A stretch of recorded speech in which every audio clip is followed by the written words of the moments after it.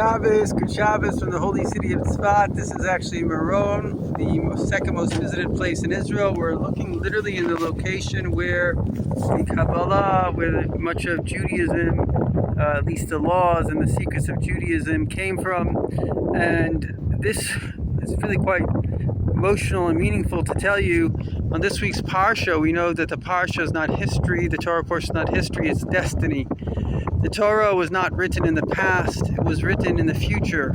It's the destiny of humanity, as it says that when God looked, when He created the world, the blueprints were the Torah. The Torah is the DNA, it's the actual story of what is going to happen. And so, of course, every story has two parts to it. It has a physical part and it has a spiritual, emotional, psychological part. And on the physical part, you know, many people see what's wrong in life, but they're not thinking, because life has never been better. It has never given us more. We've never lived longer, healthier, better, with more freedom, with more opportunities. And most of our problems today is that we're too stupid to shut off the media. Of course, not my videos, but we're too stupid or we're too weak to stay away from things that are bad from us and engage in things that are good for us.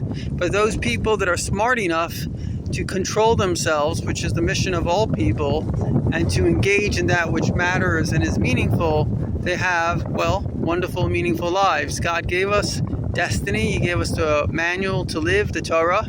And if we live by those rules, if you take your car, you change the tires when you need to, change the water, and you change the oil, you're going to have a great car. The same thing is in life. If you want to play by your own rules, you can buy a car and just ignore the rules. And eventually it's not going to be fun. But if you want to play by the rules of life, by the rules that the Creator is giving you to enhance your life, it's going to be great. And so that's on one level.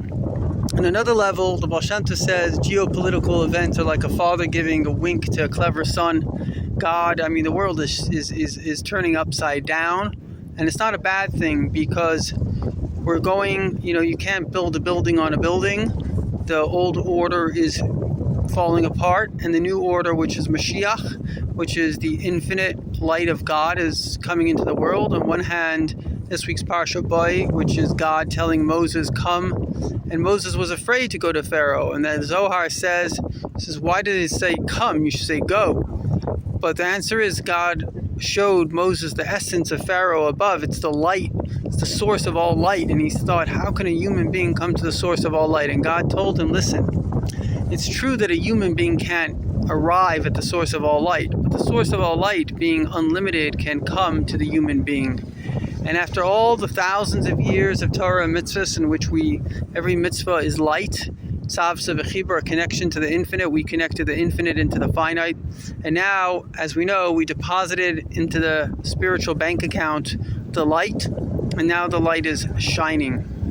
And this is the personal relationship with every Jew. And to conclude, we're about to see an epic miracle, just like we left Egypt. Literally, it's these days in the Parsha, so will I show you wonders. The wonders will be so great that it will make going out of Egypt look like it was nothing. We're about to see the resurrection of the dead. Imagine that. Billions, I shouldn't say billions, millions, maybe hundreds of millions of past Jews and good Gentiles coming back to life. We're about to see miraculous change, clouds coming, taking our families, our homes from all over the world, positioning them in Israel. Everybody will have the most beautiful, I call it homestead in Israel. It says nobody will have, Israel's a tiny country. It has everything, mountains, valleys, you name it. Everybody will have all the beauty, all the benefits of the physical world. And most importantly, we'll have the third Beit HaMikdash, the third temple, the benefits of the spiritual world. It's all coming now. And the Rebbe would always conclude with something practical. And the practical thing is that we're coming up to Yud Shvat. This Tuesday is the day that the previous Rebbe passed and the Rebbe became Rebbe.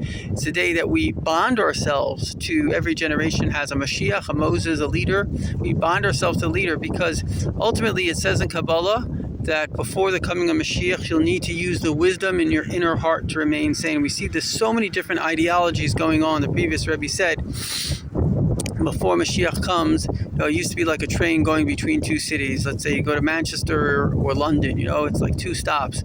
More religious, less religious, whatever. But basically reality was pretty stable. Now it's like the train going into the city. There's 1,000 different stops. There's so many different ideologies that are warring, for our minds, information wars. But the Rebbe is the one solid lighthouse, the solid representative of the truth of the Torah, the truth of God, and truth itself, normalcy. I once asked a woman, she was over 104 years old, I wanted to get some advice. I like asking older people for advice in life, And she said, be normal, just to be normal, just to be sane. It says you'll have to use the wisdom in your inner heart. So the Rebbe's teaching us that God is within you, and you just have to believe it. You just have to not allow the outer dimension of people, trying to sell a clickbait to make you think that that's reality.